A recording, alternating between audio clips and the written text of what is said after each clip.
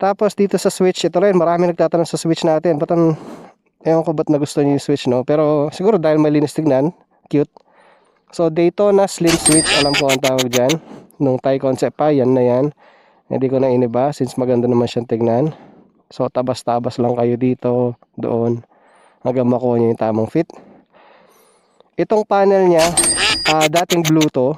Pag sinindihan mo blue, ngayon red siya. So pinalitan ko yan para mas maganda siyang tignan, mas maangas tignan, matapang kumbaga. Ayan. Tapos naka-carbon din tayo dito. Ayan, kulay black. Okay, dito naman tayo sa baba.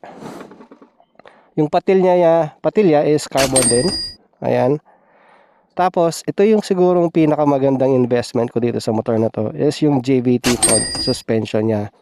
Guys, sobrang ganda ng suspension na to, promise. Nag-enjoy ako nagda-drive dito ngayon kay Aerox.